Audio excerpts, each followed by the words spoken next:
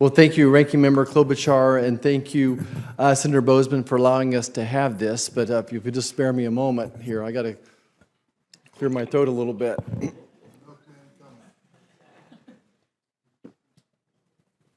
There, I can speak better now. We all came to Congress with a reason, and I've sat down on my first day and had a list of 10 things I wanted to do when I got here. So, save the world, save Medicare, save Medicaid, balance the budget, and get whole milk back in school.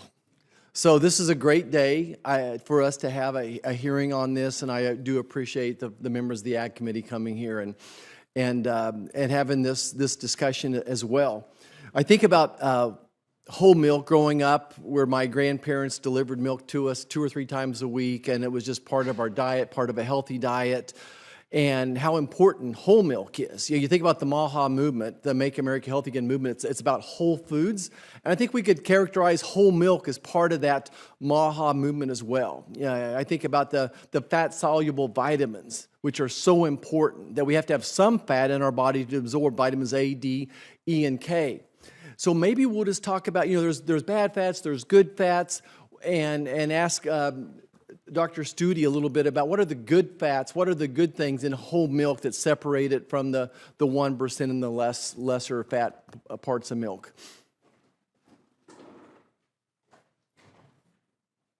So first, I do want to note the dietary guidelines don't say that whole milk is a bad food to consume. There's nothing about the dietary guidelines. It does say that in general, considering what current consumptions are in the U.S., considering current health status of children and adolescents, generally, most children should increase consumption, and probably the best way to do that is through lower fat options. But for those who eat a healthy diet, for those who are active, as you mentioned, athletes, whole milk can be a great option. And so it really is thinking about the overall context of the diet, rather than kind of saying one food is good or bad. Dairy is a healthy choice, but it really matters what you're eating with that dairy.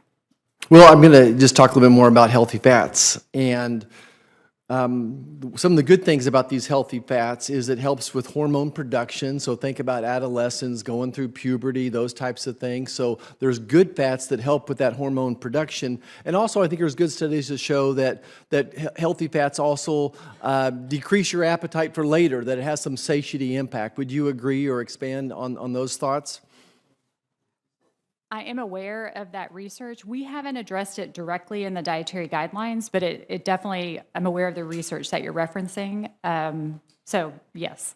And then you also would agree with me that whole milk has small amounts of omega-3 fatty acids, which support brain health and inflammation control as well.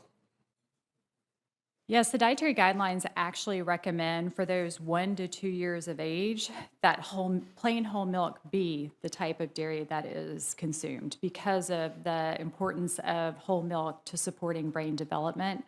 And then after that point, the recommendation is to move towards lower fat. There's a bit of a evidence gap as to exactly when that transition to lower fat options might be most beneficial, but there's definitely benefits of plain whole milk, particularly in young children, to supporting brain development. Well, association doesn't necessarily determine cause, but I think as we saw whole milk come off of the school lunch menus, we also saw consumption of milk come down consistently. So Senator Durbin makes a good point about, if it doesn't, it has to taste good. And then I don't know that I'm aware of any good studies either proving my point, but certainly it seems to me that whole milk tastes a whole lot better, and that we've seen milk consumption go down when whole milk was taken out of the school lunches. Would that be accurate?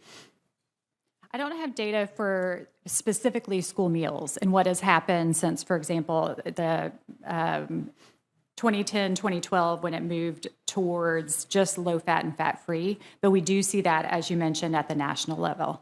We see that milk consumption really, drinking fluid milk started to decline in the early 2000s, and it has continued to decline. And I think it is, very concerning that current consumption in adolescents is about half a cup lower per day than it was 2 decades ago. Great. I want to make one more point. I was going to save this question for one of the other witnesses, but I still want to make the point about my concern about osteoporosis and osteopenia.